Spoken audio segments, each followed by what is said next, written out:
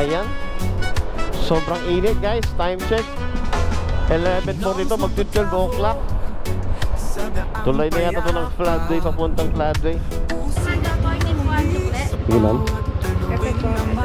Thank you po, ingat po. Ang ganda ng kalsada dito mga lods, oh. Ayun, may buko ko nakita. So magbubuko muna tayo mga lods.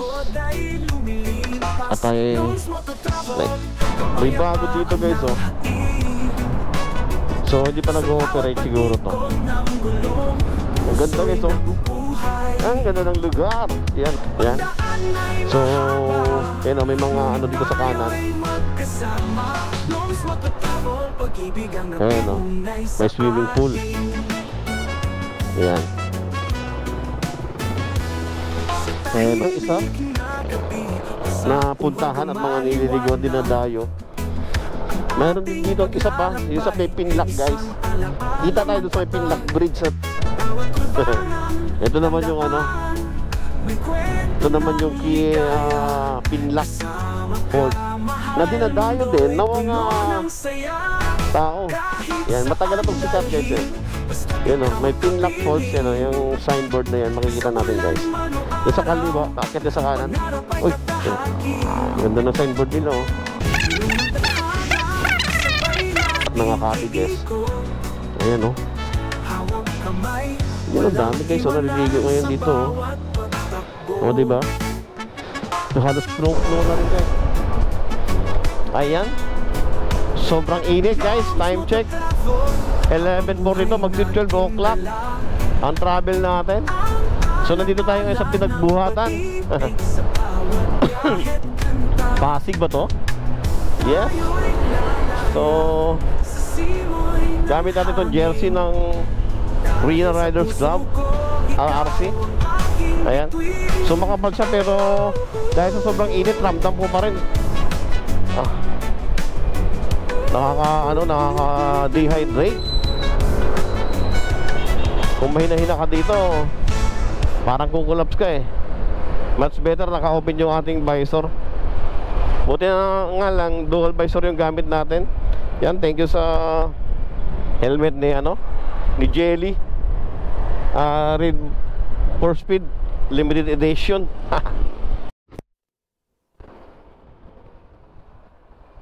Tulay na yata ito ng floodway, papuntang floodway. O, doon pa sa kabila. Ay, ito na nga yata yun. Ilalim yun, manggahan yata, eh. Saan tayo dumaan? Lusot yata tayo dito ng Taytay. Hindi ko alam, pero try lang natin kung saan tayo dadalhin. So ito ay Choice Market. Choice Market.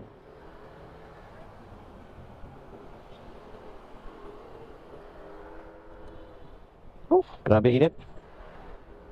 Kaya hate na hate ko talaga kahit ako umuwi ng Mindoro guys.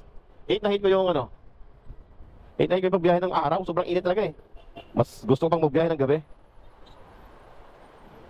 Malamig na. Yan, relax pa. Kasi naman sa gabi, madilim, eh, siyempre. Limited yung natin, yung sight. Unlike sa araw. Lang, mas madaming sasakyan pag araw.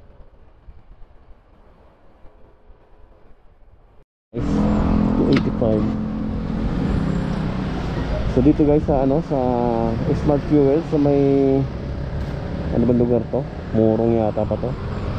Papunta ng Tanay. Baras para to, Baras. 285. 59 lang dito yung almost 60. 714 po ang sukle. Sige ma'am. Ito po yung 40. Thank you po, ingat po. Salamat.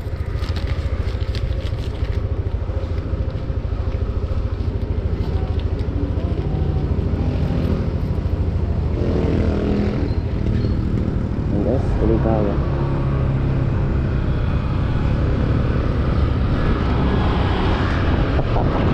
Alright.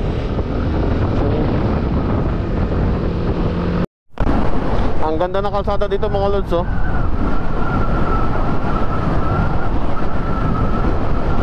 Ayan. So ano na kayong lugar to?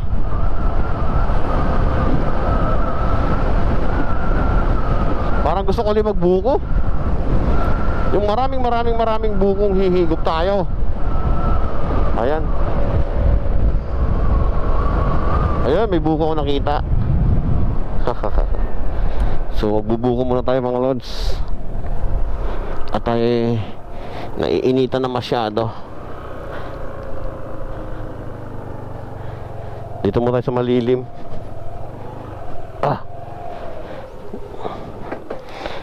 Dito. Magkano isang pirasong buko? Ayun na lang pala.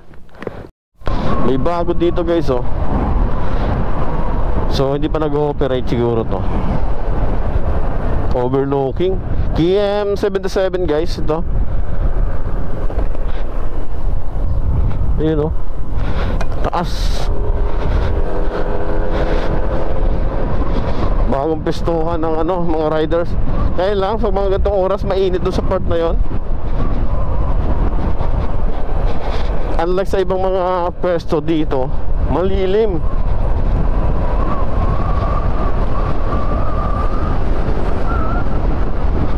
Ang ganda guys oh. Ang ganda ng lugar. Yan oh.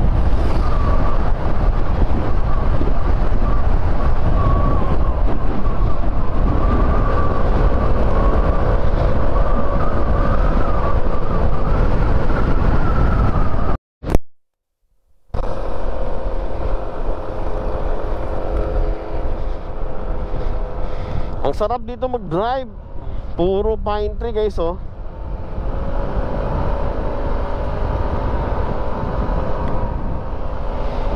Pine tree o pine tree? Pag up pine tree, bahala na kayo. Ayun oh, kaya malamig dito kahit medyo mainit yung panahon. So ang paborito kong kalsada na espalto. O diba? So 50-50-60 lang muna takbo natin mga lods. Total nasa 48 minutes na lang rin naman tayo. Ayan o. Ito dapat ang tawagin Little Baguio kasi nga mas maraming pine tree. Makulimlim, malamig. Iyon oh. Dito ako nakakita ng squirrel. Ayan oh.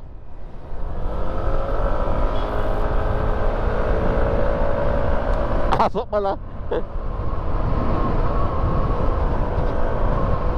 Parang daga na yung mahaba yung buntot na maano, na malaki yung mata niya. Squirrel nga tawag doon. Gabi na yan eh. Nagki-creep book pa tabit sa ganyan. What? Yun, big bike. At dito may checkpoint. So kahit gabi-gabi tayo, medyo safe tayo kasi mayroon tayong respond dito. Ayan. Minsan wala sila yata relax talaga dito guys. Noms Mototravel sa daang payapa, puso'y nangmumuni sa bawat tanawin ng mapa. Minsan hiwa, araw ay sumisikat, kalikasan ng yakap, pagod ay lumilipas. Noms Mototravel, kapayapaan ang hatid. Sa bawat pag-iikot ng gulong, puso'y nabubuhay. Ang daan ay mahaba, ngunit tayo'y magkasama. Noms Mototravel, pag-ibig ang nag-uugnay sa ating sa tahimik na gabi o sa umagang maliwanag. Ang ating paglalakbay, isang alaalang matatag. Bawat kurba ng daan, may kwento ng ligaya. Kasama ka, mahal mundo'y puno ng saya. Kahit saan dalhin, basta't ikaw ang kapiling. Sa ulan man o araw, pangarap ay tatahakin. Kulong ng tadhana, sabay natin iikot. Hawak kamay, walang iwanan sa bawat pagtakbo. Noms Mototravel, kapayapaan ang hatid sala, ang alaala ng pag-ibig sa bawat biyahe kanta. Tayo'y lalaya sa simoy ng hangin, dahil sa puso ko ikaw ang aking bituin.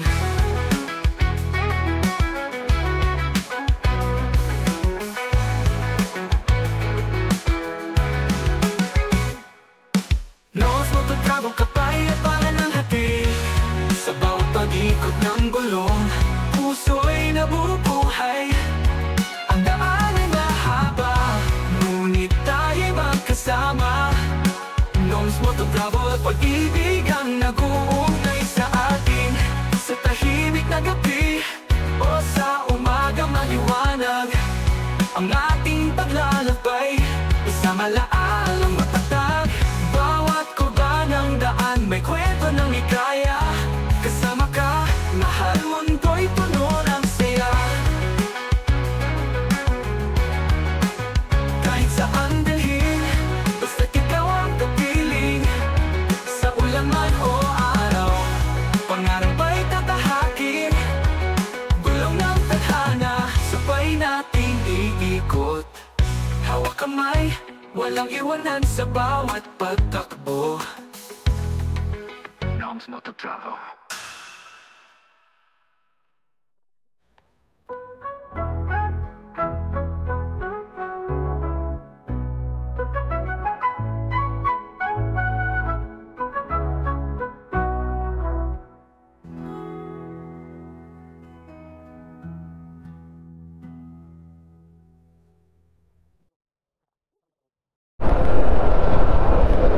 Ayun mga idol, so yan, kung kailangan nyo ng mag-relax, maligo dito sa Infanta, isa ito sa re-recommend ko sa inyo, falls dito. Yan. So, yan, may mga ano dito sa kanan, may mga cottages. Ayan o, may swimming pool.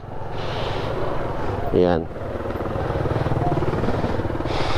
Ayan o, so pwede ka mag-tent dyan, mag-overnight. Okay. Does not blow backward. Hindi. Ayan. So tuloy tayo mga lods. Ito yung isa na puntahan at mga nililiguan din na dayo. Mayroon din dito isa pa, yung sa may Pinlac guys. Kita tayo doon sa may Pinlac Bridge ano. Tuloy-tuloy mo lang siguro mga 1.5 kilometer. Pinlac na. Sa tulay din siya.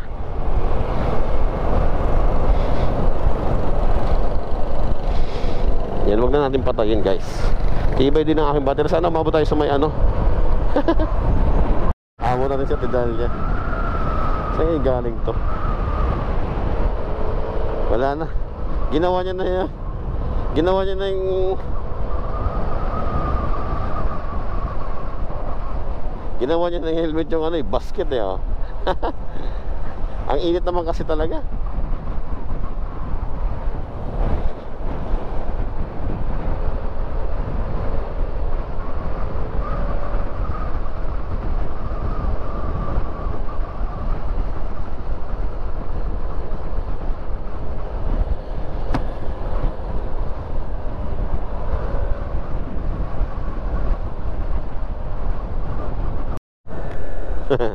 Ito naman yung ano, ito naman yung Pinlac Falls na dinadayo din ng mga tao.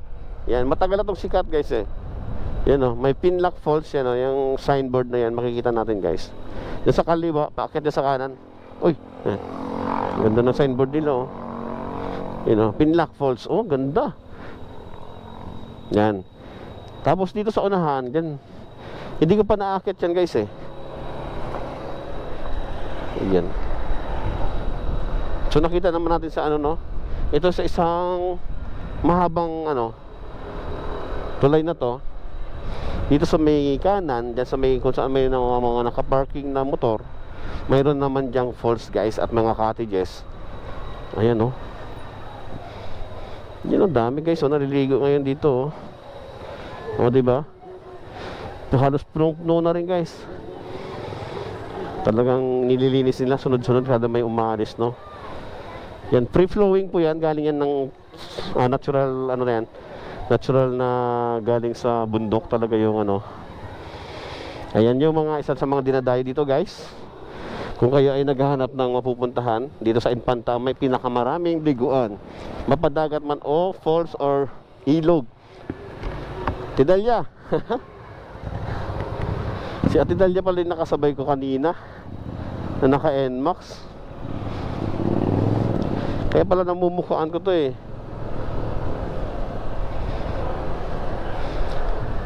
Anak niya yung nagda-drive dun, oh. Kliyente namin yun, yung naka NMAX na yan at naka-click. Ayo. Walang helmet siya at tibay. Yan.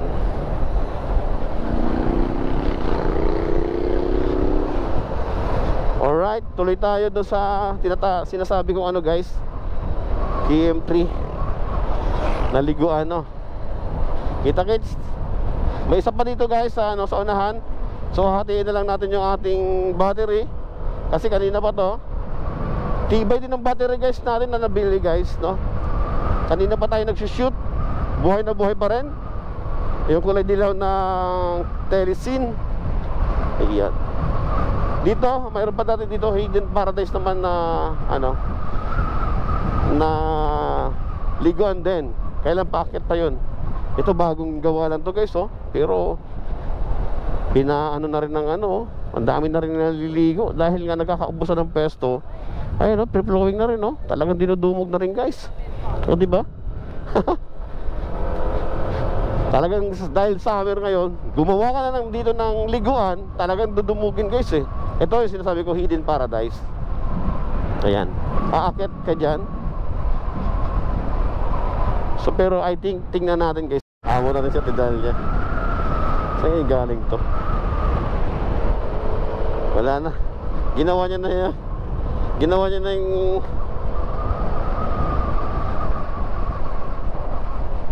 niya ng helmet yung ano, basket, eh, oh. Ang init naman kasi talaga. M3. Ayan. So sisilip tayo na dito ay maraming resort. Marami siyang cottages dito, guys. Bababa lang tayo, sisilipin lang natin sandali, mga idol.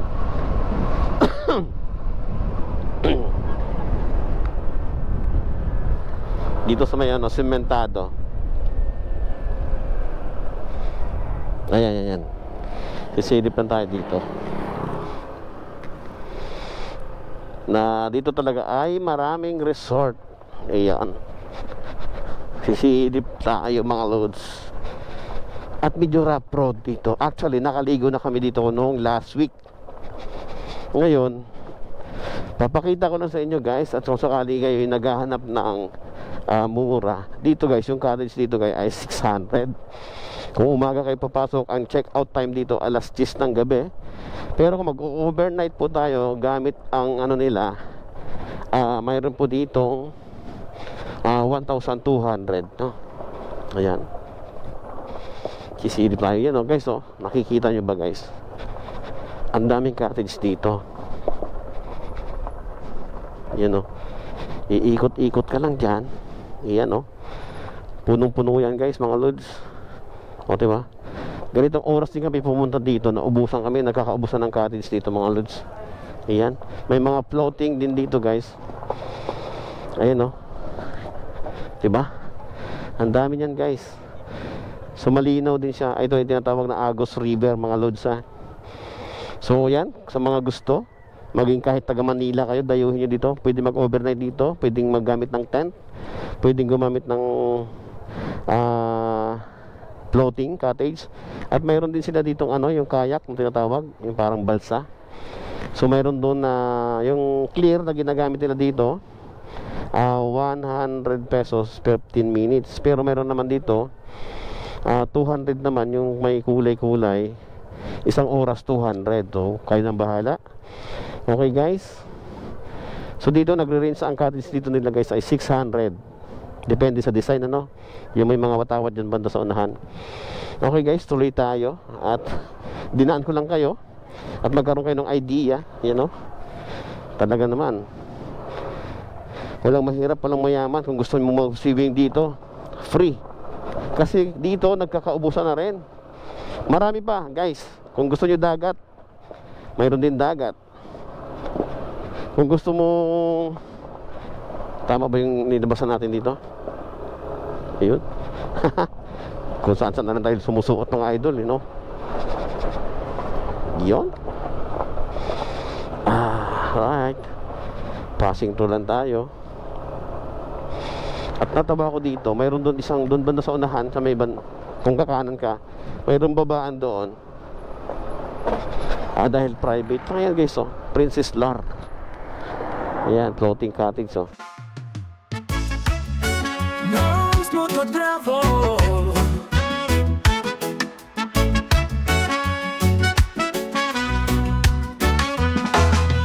Noms Moto Travel, sa daang payapa.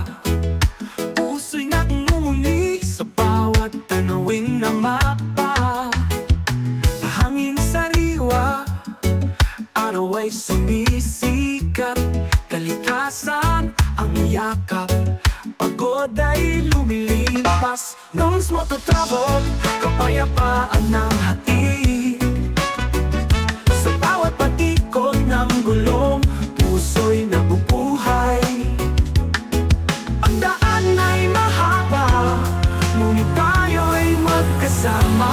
Noms Moto Travel, pag-ibig ang napiunay sa atin.